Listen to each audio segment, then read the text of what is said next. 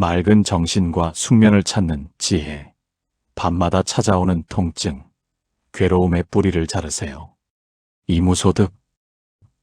사위가 고요해진 깊은 밤, 모두가 잠든 시간에도 홀로 깨어 뒤척이며 아픈 마디마디를 주무르는 노년의 시간은 참으로 길고도 외롭습니다. 창밖의 달빛은 차갑게 방안을 비추는데 낮에는 그나마 견딜만 했던 통증이 어둠을 타고 독수리 발톱처럼 온몸을 파고들 때면 서러움이 파도처럼 밀려옵니다. 젊은 시절 자식들 뒷바라지하며 밤낮 없이 몸을 부린 대가가 고작 이 새벽의 눈물뿐인가 싶어 자꾸만 야속한 마음이 고개를 듭니다. 이 고통이 언제쯤 끝날까? 내일은 좀 덜 아플 수 있을까 하는 간절한 바람은 오히려 마음을 더 조급하게 만들고 그 조급함이 다시 몸을 뻣뻣하게 굳게 만들어 잠의 문턱을 넘지 못하게 가로막습니다. 부처님께서는 이러한 괴로움의 뿌리가 단순히 아픈 몸에만 있는 것이 아니라 무언가를 얻고자 하고 바꾸고자 하는 간절한 집착에서 비롯된다고 말씀하셨습니다. 우리는 평생 동안 건강을 얻고 부귀를 얻고 자식의 성공을 얻기 위해 쉼없이 달려왔습니다. 무언가를 얻어야만 행복할 수 있다는 생각에 익숙해진 우리에게 부처님께서는 얻을 것이 아무것도 없다는 뜻의 이무소득이라는 깊은 가르침을 내려주셨습니다. 이것은 인생이 허망하다는 뜻이 아니라 본래부터 우리는 모든 것을 갖추고 있기에 밖에서 굳이 무언가를 채우려 애쓸 필요가 없다는 지고한 선언입니다. 밤마다 찾아오는 통증 또한 그것을 억지로 없애려 하거나 예전에 팔팔했던 몸으로 되돌려 놓으려 애쓰는 순간 마음속에는 얻지 못한 것에 대한 결핍이 생겨나 괴로움의 불꽃이 타오르게 됩니다. 통증이라는 불청객을 쫓아내려 진을 빼기보다는 그저 그 통증과 함께 고요히 숨을 쉬며 아무것도 바라는 것 없는 마음으로 돌아가는 것이 진정한 치유의 시작입니다. 한겨울 찬 서리를 맞으면서도 묵묵히 자리를 지키는 고목처럼 우리 인생의 황혼기에 찾아오는 신체적 제약들을 그저 그대로의 모습으로 받아들이는 지혜가 필요합니다. 아픈 부위에 온 신경을 집중하며 왜 나만 이렇게 힘들까 하고 억울해하는 마음을 내려놓고 그저 텅 빈 가슴으로 밤의 고요를 받아들여 보십시오. 부처님께서는 얻으려는 마음이 사라질 때 비로소 진정한 평온이 찾아온다고 하셨습니다. 잠이 오지 않으면 오지 않는 대로, 아프면 아픈 대로 그 상태를 이무소득의 마음으로 가만히 지켜볼 때 신기하게도 마음의 파도가 잔잔해지며 육체의 통증조차 멀리서 들려오는 시냇물 소리처럼 아련해지는 순간을 마주하게 됩니다. 그것은 억지로 잠을 청하는 것보다 훨씬 더 깊고 맑은 영혼의 휴식을 선사할 것입니다. 사위가 정막에 휩싸인 깊은 밤, 낡은 시계추가 똑딱이며 정적을 깨는 소리가 유난히 크게 들려올 때면 홀로 깨어 아픈 마디마디를 주무르는 노년의 시간은 참으로 길고도 외롭습니다. 창밖의 달빛은 차갑게 방안을 비추는데 낮에는 그나마 견딜만 했던 통증들이 어둠을 타고 송곳처럼 온몸을 파고들 때면 서러움이 파도처럼 밀려오곤 합니다. 부처님께서는 우리가 살아가며 마주하는 고통을 두 대의 화살에 비유하시며 그 괴로움의 정체를 밝혀주셨습니다. 첫 번째 화살은 세월의 바람에 낡아진 육체가 보내는 어쩔 수 없는 통증입니다. 이것은 마치 오래된 집의 지붕에서 비가 새거나 문설주가 삐걱거리는 것과 같아서 한평생 몸을 아끼지 않고 부지런히 살아온 이들에게 찾아오는 자연스러운 삶의 흔적입니다. 하지만 정작 우리를 절망의 구렁텅이로 밀어넣는 것은 그 뒤를 이어 날아오는 두 번째 화살입니다. 왜 나만 이렇게 아파야 하는가? 내일도 잠을 못 자면 어쩌나 하는 원망과 불안의 마음이 바로 그것입니다. 육체의 아픔이라는 첫 번째 화살은 세월의 순리라 피하기 어렵지만 그 아픔을 붙잡고 늘어지며 스스로를 찌르는 마음의 두 번째 화살은 지혜로운 이라면 충분히 막아낼 수 있습니다. 지붕이 새면 그저 그릇을 받쳐두고 떨어지는 빗소리를 가만히 감상하면 그만인데 왜 지붕이 새느냐고 지붕을 원망하고 발을 동동 구르느라 방안을 온통 눈물바다로 만드는 것이 바로 우리가 밤마다 겪는 괴로움의 본 모습입니다. 통증이 찾아올 때 그것을 몰아내야 할 원수라 생각하고 싸우려 들면 몸은 더 뻣뻣하게 굳고 아픔의 날은 더 날카로워집니다. 그저 몸이 보내는 정직한 신호로 받아들이고 오랜 세월 나를 태우고 다니느라 고생 많았다며 아픈 부위를 다정하게 지켜볼 때 두 번째 화살은 힘을 잃고 바닥으로 툭 떨어지게 됩니다. 이것이 바로 시린 밤의 고통 속에서도 평온의 꽃을 피워내는 첫 번째 비밀입니다. 평생을 자식들 앞길 닦아주고 가족들 건사하느라 무거운 짐을 지고 가파른 고갯길을 숨가쁘게 넘어온 어르신들에게 밤마다 찾아오는 통증은 이제 그만 무거운 보따리를 내려놓으라는 몸의 간절하고도 다정한 부탁입니다. 젊은 시절에는 무거운 쌀가마니도 번쩍 들어올리고 자식들을 등에 업고 수십 리 길을 뛰기도 했지만 이제는 숟가락 하나 드는 것도 손목이 시큰거리고 무릎 마디마디가 비명을 지르는 것이 거스를 수 없는 자연의 이치입니다. 그런데 우리는 자꾸만 예전에 팔팔했던 나를 다시 얻으려 하고 건강했던 그 시절을 억지로 붙잡으려 애를 씁니다. 무언가를 다시 얻으려 하고 움켜쥐려는 마음이 강해질수록 잠 못 드는 밤의 통증은 더욱 깊은 곳까지 영혼을 파고들어 우리를 괴롭힙니다. 부처님께서는 얻을 것이 아무것도 없다는 깨달음이야말로 세상 모든 마음의 병을 고치는 가장 영험하고 귀한 처방이라고 가르치셨습니다. 내가 평생 내 것이라고 믿고 애지중지하던 이 몸조차 사실은 흙과 물과 바람에서 잠시 빌려 쓴 것이며 때가 되면 다시 대지로 돌려주어야 할 물건이라는 사실을 깊이 깨달아야 합니다. 얻으려는 욕심이 클수록 그것을 잃어버리는 슬픔 또한 산처럼 커지는 법입니다. 이제는 조금만 더 건강해져야지, 남들처럼 힘차게 걸어야지 하는 그 간절한 바람조차 잠시 방 한 구석에 밀어두고 텅 빈 손과 가벼운 마음으로 밤의 고요를 맞이해 보십시오. 무언가를 채우려 하지 않고 그저 비어있는 상태로 머물 때 신기하게도 통증을 향해 팽팽하게 당겨졌던 집착의 끈이 스르르 풀리게 됩니다.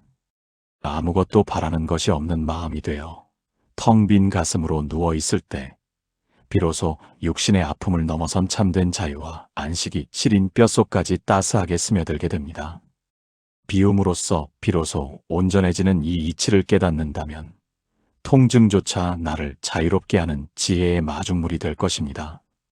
잠이 오지 않는 긴 밤, 시린 무릎을 주무르며 어둠 속에서 홀로 숨을 고르는 시간은 사실 부처님과 단둘이 마주 앉아 마음을 닦는 세상에서 가장 성스러운 공부의 시간입니다. 통증에 마음을 뺏겨 이리저리 휘둘리며 괴로워하기보다는 코끝으로 들어오고 나가는 가느다란 숨결에 가만히 마음의 눈을 맞추어 보는 것이 좋습니다. 숨이 깊게 들어올 때 그 따뜻한 기운으로 아픈 부위를 아랫목처럼 포근하게 어루만져주고, 숨이 나갈 때 그 고통의 찌꺼기들을 멀리 흐르는 시냇물에 실어보낸다는 기분으로 고요한 살핌을 이어가는 것입니다. 아픔을 억지로 없애려 하거나 저주하지 말고 그저 높은 하늘의 구름이 흘러가듯 통증이 내 몸을 잠시 지나가는 것을 묵묵히 지켜보는 연습이 필요합니다.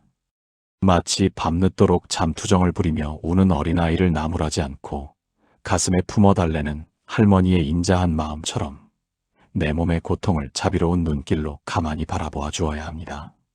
아픔은 내 몸이 나에게 보내는 마지막 대화이자 평생 고생만 시킨 자신을 이제는 좀 돌봐달라는 눈물 어린 신호입니다.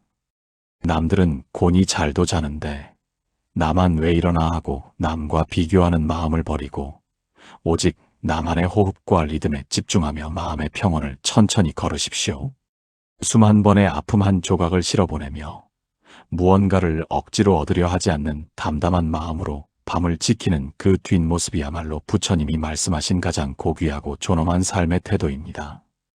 육체라는 껍데기는 비록 아프고 낡아도 그 통증을 지켜보는 마음만은 그 어떤 고통에도 물들지 않는 맑고 깊은 호수처럼 머물 수 있다면 그것이 바로 노년의 삶에서 거둘 수 있는 가장 위대한 승리이자 평온입니다. 칠흑 같은 밤의 고요 속에서 오직 자신의 숨소리에 귀 기울이는 이 시간은 당신을 가장 순수한 생명의 본질로 인도하는 소중한 징검다리가 될 것입니다. 아궁이의 불길이 다 타오르고 남은 은은한 숯불은 요란하게 타오르던 불꽃보다 더 깊고 오래도록 방안을 따뜻하게 데워줍니다. 노년의 삶 또한 젊은 날의 뜨겁고 요란했던 기운은 썰물처럼 빠져나갔을지 몰라도 이제는 삶의 모든 풍파를 다 겪어낸 뒤에 오는 은은한 평온이 깃들어야 할 때입니다.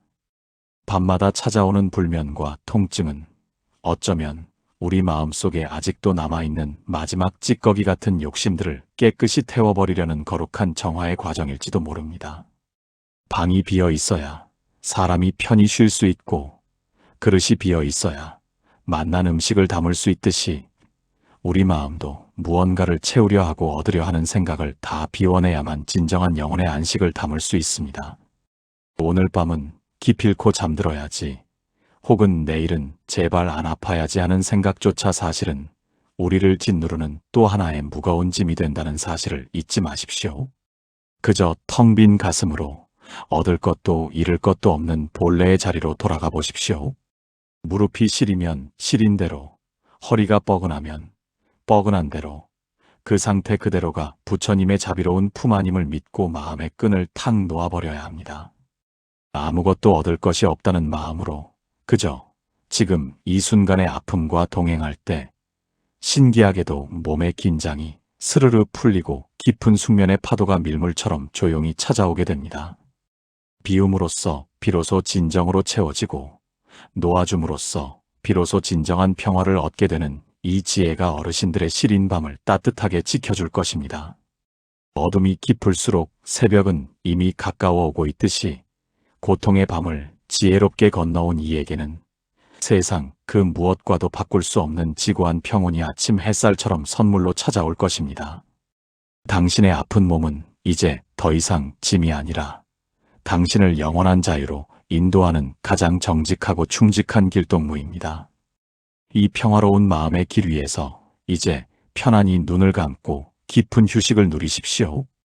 가을날 잘 익은 가미가지가 휘어지도록 매달려 있다가 제 무게를 이기지 못하고 툭 하고 땅으로 떨어지는 것은 결코 실패가 아니라 결실의 완성입니다.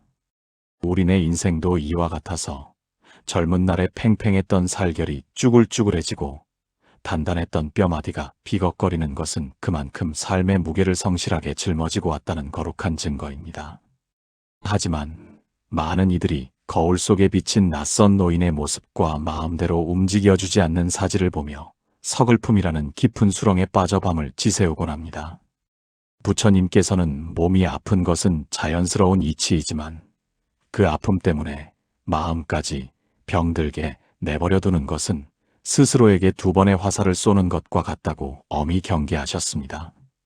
첫 번째 화살인 육체의 통증은 세월이 주는 피할 수 없는 손님이지만 두 번째 화살인 마음의 괴로움은 우리가 지혜로 충분히 막아낼 수 있는 것입니다. 낡은 집의 지붕이 새고 벽지가 바래는 것은 그 안에서 수많은 가족이 온기를 나누며 살아온 성스러운 흔적이듯이 우리 몸에 고장난 구석구석은 치열했던 생존의 기록입니다. 부처님의 가르침에 따르면 육신은 잠시 빌려 쓰는 나룻배와 같아서 강을 건너고 나면 미련 없이 두고 떠나야 할 물건입니다. 그런데 우리는 그 배가 낡았다고 화를 내거나 억지로 새 것으로 바꾸려 애쓰며 남은 여생을 고통 속에서 보냅니다.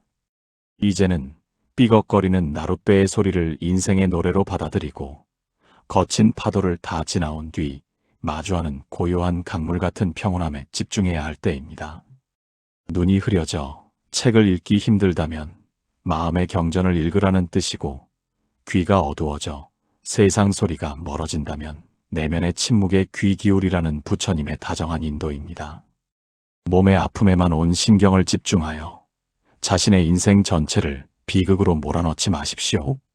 부서지는 나룻배가 강 건너편에 닿을 때까지 제 역할을 다하듯 우리 몸도 마지막 숨을 내쉬는 순간까지 우리 영혼을 태우고 지혜의 바다로 향하는 고마운 존재입니다.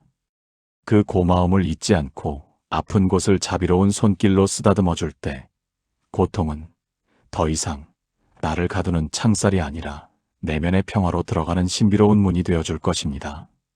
텃밭에 심어놓은 배추가 속이 꽉 차오르기 위해 겉잎이 누렇게 마르고 시들어가듯 사람의 내면이 깊어지기 위해서는 겉모습의 화려함을 털어내는 과정이 반드시 필요합니다. 어르신들이 겪는 육신의 고통은 사실 마음의 눈을 안으로 돌리라는 부처님의 신호와도 같습니다. 젊었을 때는 밖으로만 눈을 돌려 자식 걱정, 돈 걱정, 남들 사는 모습에 마음을 뺏기며 사느라 정작 내 마음속에 어떤 꽃이 피어 있는지, 어떤 불꽃이 타고 있는지 들여다볼 겨를이 없었습니다. 이제 몸이 아파 활동이 줄어들고 고요히 앉아있는 시간이 많아진 것은 평생 밖으로만 쏟았던 에너지를 내면의 평화를 찾는데 쓰라는 소중한 기회입니다. 욱신거리는 허리를 펴며 깊은 숨을 들이마실 때 그 숨결 속에 섞여 들어오는 고요함이야말로 세상 그 어떤 보약보다 귀한 마음의 양약이 됩니다. 몸이 예전 같지 않다는 것은 이제 욕심의 보따리를 내려놓아야 한다는 뜻이기도 합니다. 산에 오를 때 짐이 무거우면 무릎이 먼저 비명을 지르듯 우리 삶의 통증 또한 너무 많은 것을 움켜쥐려 했던 마음의 무게에서 비롯된 경우가 많습니다. 자식들에게 더 해주고 싶고 더 대접받고 싶고 조금이라도 더 젊어 보이고 싶은 그 간절한 욕심들이 오히려 몸을 경직시키고 병을 키우는 독이 됩니다. 부처님께서는 진정한 건강이란 근육이 튼튼한 상태가 아니라 어떤 상황에서도 마음이 출렁이지 않는 고요한 상태라고 일러주셨습니다. 시린 다리를 주무르며 이만하길 다행이다. 고생 많았다라고 스스로를 다독일 때 마음속에 맺혀있던 응어리가 풀리며 육체의 통증도 한결 가벼워지는 기적 같은 경험을 하게 됩니다. 그것이 바로 아픔을 통해 지혜를 배우는 성숙한 인간의 길입니다. 옆집 할멈은 저렇게 정정하게 잘만 걸어 다니는데 나는 왜 이 모양인가 하고 남과 비교하는 마음이 들 때 그 마음이 바로 통증보다 더 무서운 독초임을 알아야 합니다. 사람마다 꽃이 피는 시기가 다르고 열매가 맺히는 속도가 다르듯 우리 인생의 노을도 각자의 빛깔로 저물어가는 것입니다. 남의 건강을 부러워하느라 지금 내 몸이 보내는 소중한 대화를 놓치지 마십시오. 아픈 무릎은 당신에게 이제는 좀 천천히 걸으며 발밑에 풀꽃을 보라고 말하고 있고 굽은 허리는 당신에게 이제는 고개를 숙여 평생 고생한 당신의 발을 닦아주라고 말하고 있습니다. 이 낮은 곳으로 임하는 지혜를 깨달을 때 통증은 더 이상 괴로움의 뿌리가 아니라 감사의 뿌리가 되어 당신의 영혼을 굳건하게 지탱해 줄 것입니다. 해질 무렵 산사에서 들려오는 은은한 종소리는 멀리 퍼져나가며 세상의 소란함을 잠재웁니다. 우리 인생의 황혼기에 찾아오는 통증 또한 내 영혼의 잠을 깨우는 경건한 종소리가 될 수 있습니다. 아픔이 찾아올 때 그것을 떨쳐내야 할 적군으로 여기면 통증은 더 날카롭게 우리를 파고들지만 찾아온 손님처럼 묵묵히 지켜보고 인정해주면 어느덧 그 기세가 꺾이기 마련입니다. 부처님께서는 세상 모든 것은 변한다는 진리를 말씀하시며 지금 느끼는 이 극심한 고통 또한 영원하지 않고 반드시 흘러가리라는 희망을 주셨습니다. 비가 온 뒤에 땅이 굳어지듯 육신의 모진 풍파를 견뎌낸 어르신들의 마음 안에는 그 어떤 젊은이도 가질 수 없는 단단한 평온이 자리 잡게 됩니다. 구부러진 나무가 산을 지키고 굽은 지팡이가 길을 안내하듯 세월에 꺾인 어르신들의 육신은 그 자체로 살아있는 경전입니다. 아침에 눈을 떠 사지가 뻣뻣하고 움직임이 둔할 때 서두르지 않고 천천히 손가락 발가락을 움직이며 살아있음에 감사하는 마음을 갖는 것 자체가 숭고한 수행입니다. 남들은 쌩쌩하게 잘도 걷는데 나만 왜 이 모양인가 비교하는 마음을 버리고 오직 나만의 속도로 숨을 쉬며 한 걸음 한 걸음 내디딜 때 비로소 진정한 자유가 찾아옵니다. 부처님께서는 육신의 눈은 어두워져도 마음의 눈이 밝은 이를 진정으로 눈뜬 사람이라 하셨습니다. 육체의 병에 매몰되어 인생 전체를 어둠으로 몰아넣지 말고 그 고통을 징검다리 사마내면의 밝은 빛을 찾아가는 여정을 멈추지 말아야 합니다. 밤의 한가운데서 통증 때문에 눈을 떴을 때 그것을 원망하는 대신 그 고요함을 즐겨보십시오. 모두가 잠든 시간, 오직 나와 부처님만이 깨어있다는 그 신비로운 느낌에 마음을 맡겨보십시오. 아픈 곳에 가만히 손을 얹고 그래. 내가 있기에 내가 아직 살아있음을 느끼는구나 하고 다독일 때 통증은 날카로운 가시를 거두고 부드러운 숨결로 변하게 됩니다. 약으로도 고칠 수 없는 깊은 시름을 씻어내는 것은 오직 이 받아들임의 미학뿐입니다. 캄캄한 밤을 밝히는 등불 하나가 온 방 안의 어둠을 몰아내듯 고통 속에서도 잃지 않는 이 작은 깨달음 하나가 당신의 남은 여생을 찬란한 금빛으로 물들일 것입니다. 아궁이의 불길이 찾아들고 숯불이 은은하게 남았을 때 그 열기가 더 깊고 오래가는 법입니다. 젊은 날에 뜨겁고 요란했던 건강은 사라졌을지 몰라도 이제는 삶의 풍파를 다 겪어낸 뒤에 오는 은은한 생명력이 어르신들의 가슴 속에 머물고 있습니다. 무릎이 아파 절을 올리기 힘들다면 앉은 자리에서 합장하는 마음만으로도 충분하고, 귀가 잘 들리지 않는다면 세상의 시끄러운 시비소리로부터 멀어져 내면의 소리에 귀 기울이라는 뜻으로 받아들이면 그만입니다. 부처님께서는 몸의 장애가 마음의 장애가 될 수 없음을 몸소 보여주셨습니다. 우리가 겪는 신체적 제약은 오히려 잡다한 세상일의 신경을 끄고 오직 자신을 닦는데 집중할 수 있게 해주는 성스러운 장벽이 되어주기도 합니다. 진정한 장수는 단순히 오래 사는 것이 아니라 단 하루를 살더라도 마음의 평화를 누리며 사는 것입니다. 뼈마디가 쑤시고 기력이 달리는 현실 속에서도 감사하는 마음 한 조각을 놓지 않는다면 그분은 이미 부처님의 품 안에서 건강을 되찾은 것이나 다름없습니다. 평생 자식들 잘 되라고 정화수 떠놓고 빌던 그 정성으로 이제는 자신의 아픈 몸을 가엾이 여기고 보살펴 주어야 합니다. 내 몸을 귀하게 여기는 마음이 곧 부처님을 공양하는 마음이며, 고통 속에서도 미소를 잃지 않는 모습이야말로 후손들에게 보여줄 수 있는 가장 위대한 유산입니다. 시들어가는 꽃잎조차 대지를 기름지게 하는 밑거름이 되듯 노년의 병마를 대하는 담담한 태도는 주변 사람들의 마음까지 정화하는 지혜의 등불이 되어 세상을 밝게 비추게 됩니다. 자식들이 걱정할까봐 아픈 내색도 못하고 속으로만 끙끙 앓던 그 깊은 사랑을 이제는 자신에게 돌려주십시오. 자식에게 짐이 될까 두려워하는 그 마음조차 하나의 무거운 집착임을 깨닫고 나는 지금 이대로도 충분히 평온하다는 것을 보여주는 것이 자식들에게 줄 수 있는 최고의 선물입니다. 부모가 고통 속에서도 평안한 모습을 보일 때 자식들은 비로소 인생이라는 거친 바다를 항해할 수 있는 무너지지 않는 용기를 배우게 됩니다. 해질녘 마당가에 핀 분꽃이 입을 다물고 고요히 밤을 맞이할 준비를 하듯 우리 몸의 기운이 찾아드는 것은 영원히 더 크고 깊은 세상으로 나아가기 위한 거룩한 채비입니다. 평생을 자식 뒷바라지와 험한 집안일로 거칠어진 손마디를 보며 더 이상 서글퍼하거나 한숨 짓지 마십시오.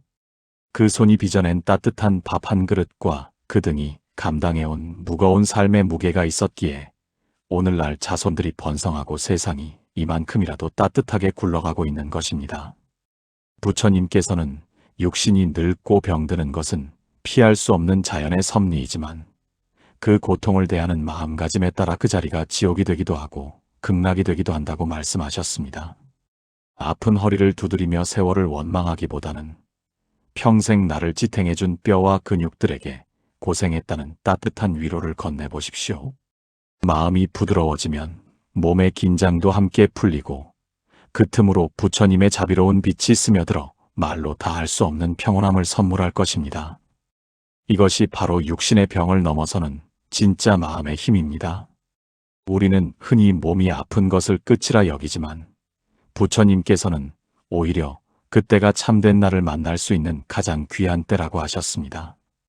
밖으로 향하던 기운이 사라진 자리에 비로소 내면의 고요가 깃들기 때문입니다. 시린 무릎을 감싸 쥐고 앉아있는 그 자리가 바로 부처님이 깨달음을 얻으신 보리수 아래와 다를 바 없습니다. 몸의 통증을 나를 괴롭히는 벌이라 생각하지 말고 평생 앞만 보고 달려온 나에게 잠시 쉬어가라고 말해주는 다정한 쉼표로 받아들이십시오.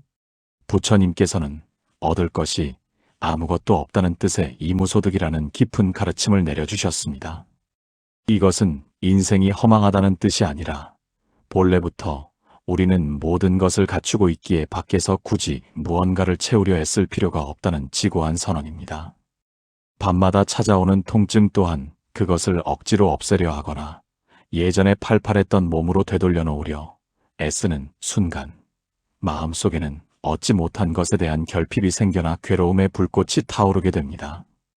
통증이라는 불청객을 쫓아내려 진을 빼기보다는 그저 그 통증과 함께 고요히 숨을 쉬며 아무것도 바라는 것 없는 마음으로 돌아가는 것이 진정한 치유의 시작입니다. 한겨울 찬 서리를 맞으면서도 묵묵히 자리를 지키는 고목처럼 우리 인생의 황혼기에 찾아오는 신체적 제약들을 그저 그대로의 모습으로 받아들이는 지혜가 필요합니다. 아픈 부위에 온 신경을 집중하며 왜 나만 이렇게 힘들까 하고 억울해하는 마음을 내려놓고 그저 텅 빈 가슴으로 밤의 고요를 받아들여 보십시오. 부처님께서는 얻으려는 마음이 사라질 때 비로소 진정한 평온이 찾아온다고 하셨습니다. 잠이 오지 않으면 오지 않는 대로, 아프면 아픈 대로 그 상태를 이무소득의 마음으로 가만히 지켜볼 때 신기하게도 마음의 파도가 잔잔해지며 육체의 통증조차 멀리서 들려오는 시냇물 소리처럼 아련해지는 순간을 마주하게 됩니다. 그것은 억지로 잠을 청하는 것보다 훨씬 더 깊고 맑은 영혼의 휴식을 선사할 것입니다. 사위가 정막에 휩싸인 깊은 밤, 낡은 시계추가 똑딱이며 정적을 깨는 소리가 유난히 크게 들려올 때면 홀로 깨어 아픈 마디마디를 주무르는 노년의 시간은 참으로 길고도 외롭습니다. 창밖의 달빛은 차갑게 방 안을 비추는데 낮에는 그나마 견딜만 했던 통증들이 어둠을 타고 송곳처럼 온몸을 파고들 때면 서러움이 파도처럼 밀려오곤 합니다. 부처님께서는 우리가 살아가며 마주하는 고통을 두 대의 화살에 비유하시며 그 괴로움의 정체를 밝혀주셨습니다. 첫 번째 화살은 세월의 바람에 낡아진 육체가 보내는 어쩔 수 없는 통증입니다. 이것은 마치 오래된 집의 지붕에서 비가 새거나 문설주가 삐걱거리는 것과 같아서 한평생 몸을 아끼지 않고 부지런히 살아온 이들에게 찾아오는 자연스러운 삶의 흔적입니다. 하지만 정작 우리를 절망의 구렁텅이로 밀어넣는 것은 그 뒤를 이어 날아오는 두 번째 화살입니다. 왜 나만 이렇게 아파야 하는가? 내일도 잠을 못 자면 어쩌나 하는 원망과 불안의 마음이 바로 그것입니다. 육체의 아픔이라는 첫 번째 화살은 세월의 순리라 피하기 어렵지만 그 아픔을 붙잡고 늘어지며 스스로를 찌르는 마음의 두 번째 화살은 지혜로운 이라면 충분히 막아낼 수 있습니다. 지붕이 새면 그저 그릇을 받쳐두고 떨어지는 빗소리를 가만히 감상하면 그만인데 왜 지붕이 새느냐고 지붕을 원망하고 발을 동동 구르느라 방 안을 온통 눈물바다로 만드는 것이 바로 우리가 밤마다 겪는 괴로움의 본 모습입니다. 통증이 찾아올 때 그것을 몰아내야 할 원수라 생각하고 싸우려 들면 몸은 더 뻣뻣하게 굳고 아픔의 날은 더 날카로워집니다. 그저 몸이 보내는 정직한 신호로 받아들이고 오랜 세월 나를 태우고 다니느라 고생 많았다며 아픈 부위를 다정하게 지켜볼 때 두 번째 화살은 힘을 잃고 바닥으로 툭 떨어지게 됩니다. 이것이 바로 시린 밤의 고통 속에서도 평온의 꽃을 피워내는 첫 번째 비밀입니다. 평생을 자식들 앞길 닦아주고 가족들 건사하느라 무거운 짐을 지고 가파른 고갯길을 숨가쁘게 넘어온 어르신들에게 밤마다 찾아오는 통증은 이제 그만 무거운 보따리를 내려놓으라는 몸의 간절하고도 다정한 부탁입니다. 젊은 시절에는 무거운 쌀가마니도 번쩍 들어올리고 자식들을 등에 업고 수십 리 길을 뛰기도 했지만 이제는 숟가락 하나 드는 것도 손목이 시큰거리고 무릎 마디마디가 비명을 지르는 것이 거스를 수 없는 자연의 이치입니다. 그런데 우리는 자꾸만 예전에 팔팔했던 나를 다시 얻으려 하고 건강했던 그 시절을 억지로 붙잡으려 애를 씁니다. 무언가를 다시 얻으려 하고 움켜쥐려는 마음이 강해질수록 잠 못 드는 밤의 통증은 더욱 깊은 곳까지 영혼을 파고들어 우리를 괴롭힙니다. 부처님께서는 얻을 것이 아무것도 없다는 깨달음이야말로 세상 모든 마음의 병을 고치는 가장 영험하고 귀한 처방이라고 가르치셨습니다. 내가 평생 내 것이라고 믿고 애지중지하던 이 몸조차 사실은 흙과 물과 바람에서 잠시 빌려 쓴 것이며 때가 되면 다시 대지로 돌려주어야 할 물건이라는 사실을 깊이 깨달아야 합니다. 얻으려는 욕심이 클수록 그것을 잃어버리는 슬픔 또한 산처럼 커지는 법입니다. 이제는 조금만 더 건강해져야지, 남들처럼 힘차게 걸어야지 하는 그 간절한 바람조차 잠시 방 한구석에 밀어두고 텅 빈 손과 가벼운 마음으로 밤의 고요를 맞이해 보십시오. 무언가를 채우려 하지 않고 그저 비어있는 상태로 머물 때 신기하게도 통증을 향해 팽팽하게 당겨졌던 집착의 끈이 스르르 풀리게 됩니다.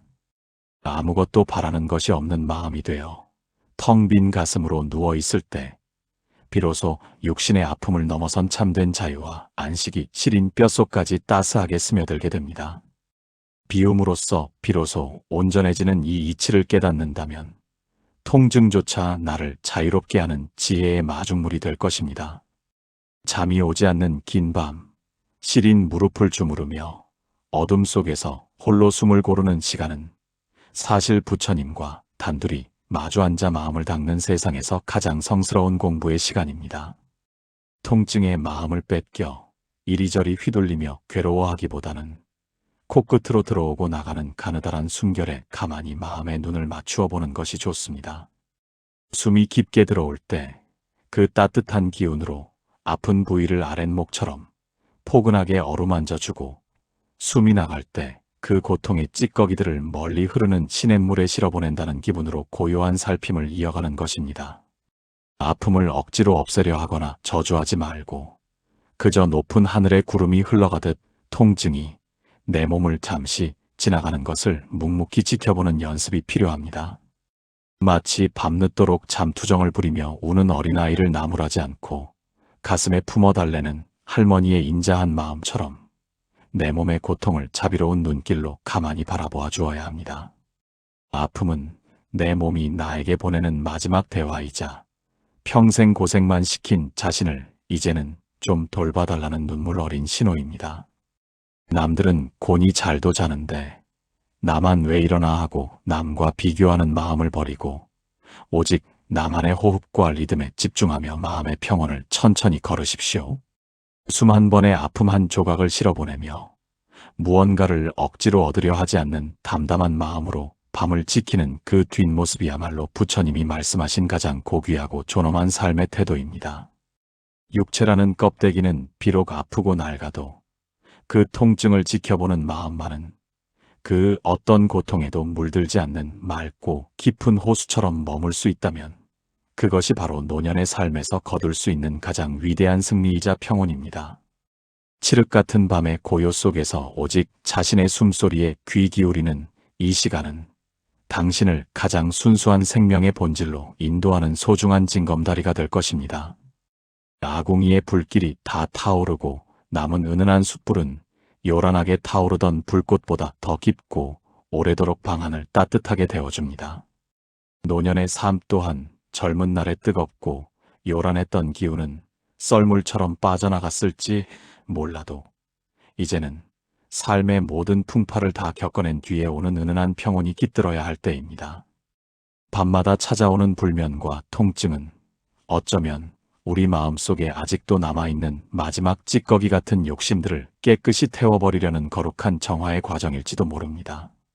방이 비어 있어야 사람이 편히 쉴 수 있고 그릇이 비어 있어야 맛난 음식을 담을 수 있듯이 우리 마음도 무언가를 채우려 하고 얻으려 하는 생각을 다 비워내야만 진정한 영혼의 안식을 담을 수 있습니다. 오늘 밤은 기필코 잠들어야지, 혹은 내일은 제발 안 아파야지 하는 생각조차 사실은 우리를 짓누르는 또 하나의 무거운 짐이 된다는 사실을 잊지 마십시오. 그저 텅 빈 가슴으로 얻을 것도 잃을 것도 없는 본래의 자리로 돌아가 보십시오. 무릎이 시리면 시린 대로, 허리가 뻐근하면 뻐근한 대로, 그 상태 그대로가 부처님의 자비로운 품 아님을 믿고 마음의 끈을 탁 놓아버려야 합니다. 아무것도 얻을 것이 없다는 마음으로 그저 지금 이 순간의 아픔과 동행할 때 신기하게도 몸의 긴장이 스르르 풀리고 깊은 숙면의 파도가 밀물처럼 조용히 찾아오게 됩니다. 비움으로써 비로소 진정으로 채워지고 놓아줌으로써 비로소 진정한 평화를 얻게 되는 이 지혜가 어르신들의 시린 밤을 따뜻하게 지켜줄 것입니다. 어둠이 깊을수록 새벽은 이미 가까워 오고 있듯이 고통의 밤을 지혜롭게 건너온 이에게는 세상 그 무엇과도 바꿀 수 없는 지고한 평온이 아침 햇살처럼 선물로 찾아올 것입니다. 당신의 아픈 몸은 이제 더 이상 짐이 아니라 당신을 영원한 자유로 인도하는 가장 정직하고 충직한 길동무입니다. 이 평화로운 마음의 길 위에서 이제 편안히 눈을 감고 깊은 휴식을 누리십시오. 가을날 잘 익은 가미가지가 휘어지도록 매달려 있다가 제 무게를 이기지 못하고 툭 하고 땅으로 떨어지는 것은 결코 실패가 아니라 결실의 완성입니다. 우리네 인생도 이와 같아서 젊은 날에 팽팽했던 살결이 쭈글쭈글해지고 단단했던 뼈마디가 비걱거리는 것은 그만큼 삶의 무게를 성실하게 짊어지고 왔다는 거룩한 증거입니다. 하지만 많은 이들이 거울 속에 비친 낯선 노인의 모습과 마음대로 움직여주지 않는 사지를 보며 서글픔이라는 깊은 수렁에 빠져 밤을 지새우곤 합니다. 부처님께서는 몸이 아픈 것은 자연스러운 이치이지만 그 아픔 때문에 마음까지 병들게 내버려두는 것은 스스로에게 두 번의 화살을 쏘는 것과 같다고 엄히 경계하셨습니다.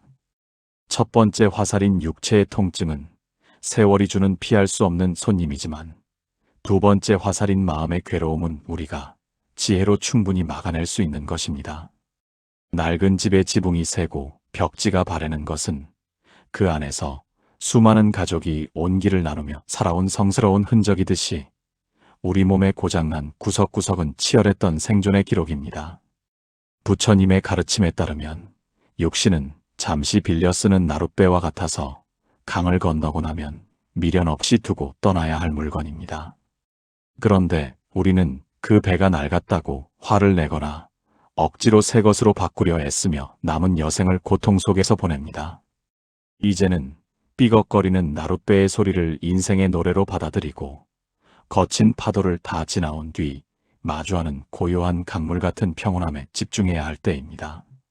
눈이 흐려져 책을 읽기 힘들다면 마음의 경전을 읽으라는 뜻이고, 귀가 어두워져 세상 소리가 멀어진다면 내면의 침묵에 귀 기울이라는 부처님의 다정한 인도입니다.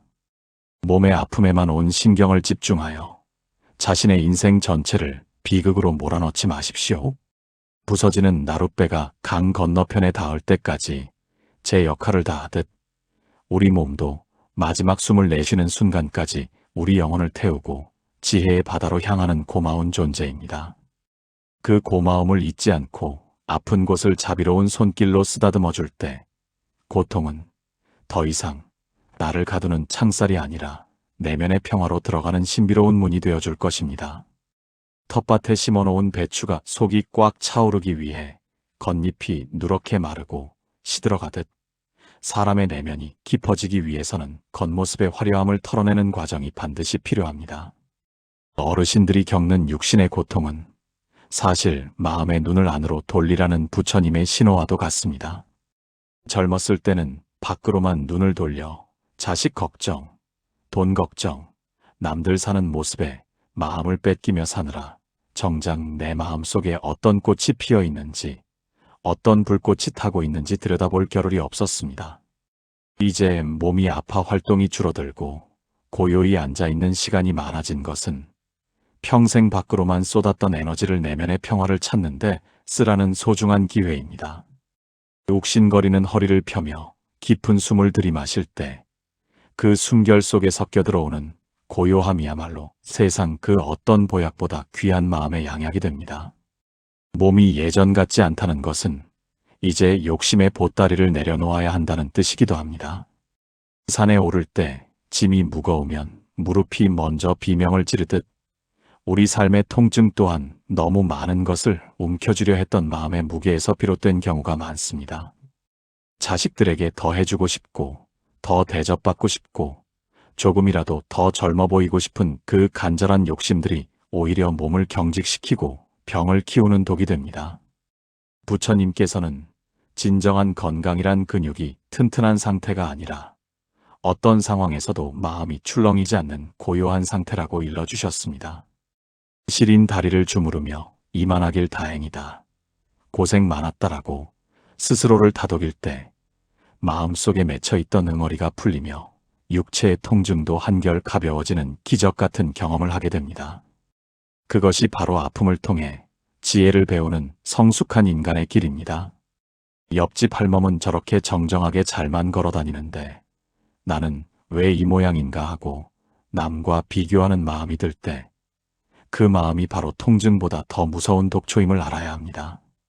사람마다 꽃이 피는 시기가 다르고 열매가 맺히는 속도가 다르듯 우리 인생의 노을도 각자의 빛깔로 저물어가는 것입니다. 남의 건강을 부러워하느라 지금 내 몸이 보내는 소중한 대화를 놓치지 마십시오.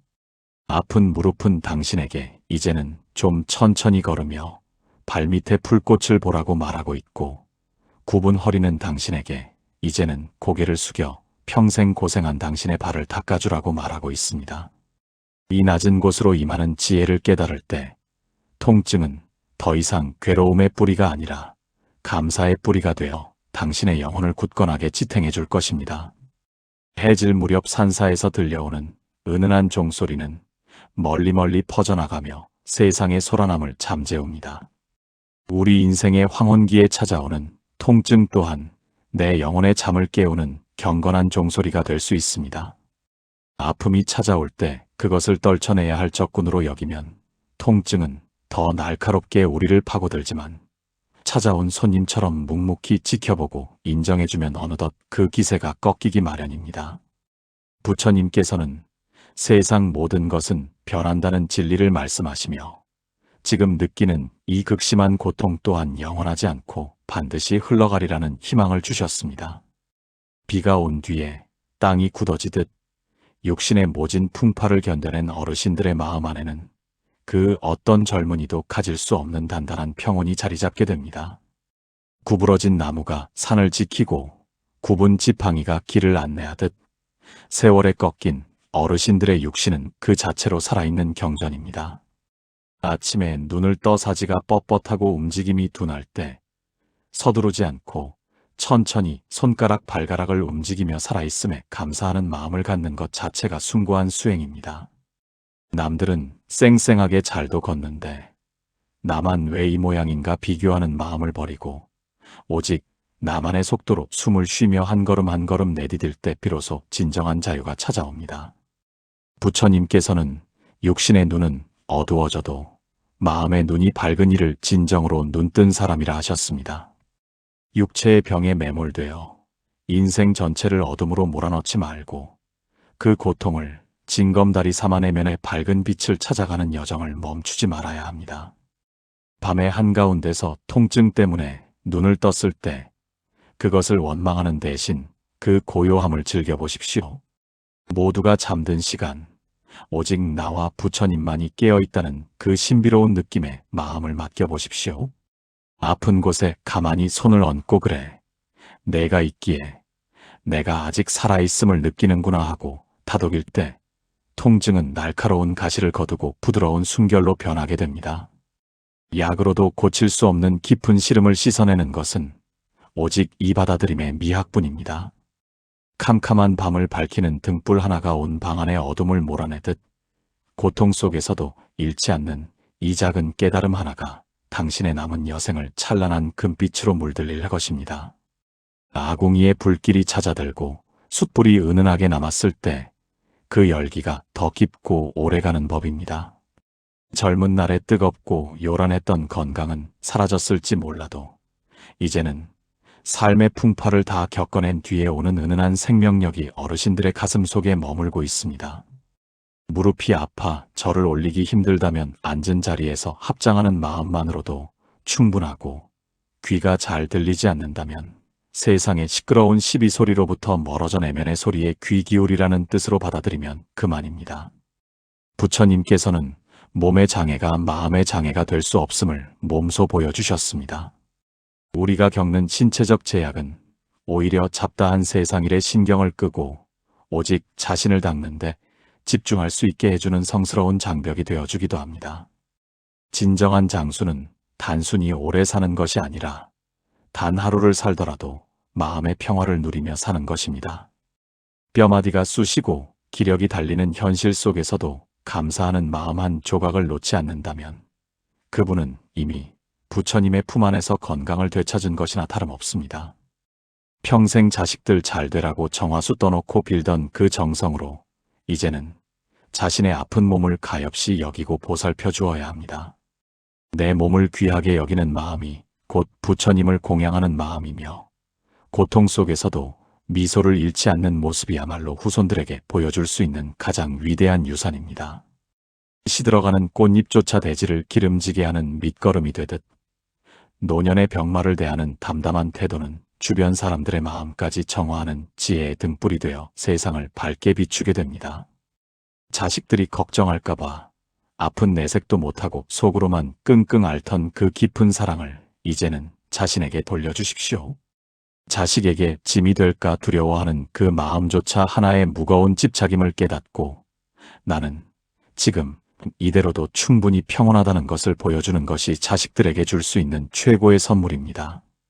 부모가 고통 속에서도 평안한 모습을 보일 때 자식들은 비로소 인생이라는 거친 바다를 항해할 수 있는 무너지지 않는 용기를 배우게 됩니다. 해질녘 마당가에 핀 분꽃이 입을 다물고 고요히 밤을 맞이할 준비를 하듯 우리 몸의 기운이 찾아드는 것은 영원히 더 크고 깊은 세상으로 나아가기 위한 거룩한 채비입니다. 평생을 자식 뒷바라지와 험한 집안일로 거칠어진 손마디를 보며 더 이상 서글퍼하거나 한숨 짓지 마십시오. 그 손이 빚어낸 따뜻한 밥 한 그릇과 그 등이 감당해온 무거운 삶의 무게가 있었기에 오늘날 자손들이 번성하고 세상이 이만큼이라도 따뜻하게 굴러가고 있는 것입니다. 부처님께서는 육신이 늙고 병드는 것은 피할 수 없는 자연의 섭리이지만 그 고통을 대하는 마음가짐에 따라 그 자리가 지옥이 되기도 하고 극락이 되기도 한다고 말씀하셨습니다. 아픈 허리를 두드리며 세월을 원망하기보다는 평생 나를 지탱해준 뼈와 근육들에게 고생했다는 따뜻한 위로를 건네보십시오. 마음이 부드러워지면 몸의 긴장도 함께 풀리고 그 틈으로 부처님의 자비로운 빛이 스며들어 말로 다 할 수 없는 평온함을 선물할 것입니다. 이것이 바로 육신의 병을 넘어서는 진짜 마음의 힘입니다. 우리는 흔히 몸이 아픈 것을 끝이라 여기지만 부처님께서는 오히려 그때가 참된 나를 만날 수 있는 가장 귀한 때라고 하셨습니다. 밖으로 향하던 기운이 사라진 자리에 비로소 내면의 고요가 깃들기 때문입니다. 시린 무릎을 감싸 쥐고 앉아있는 그 자리가 바로 부처님이 깨달음을 얻으신 보리수 아래와 다를 바 없습니다.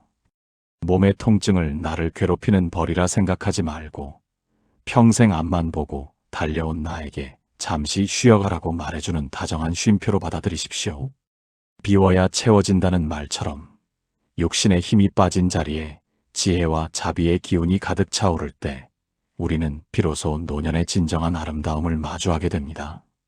아픔 속에서도 잃지 않는 그 담담한 미소야말로 세상에서 가장 향기로운 꽃이며 부처님께 올리는 가장 정성스러운 공양입니다.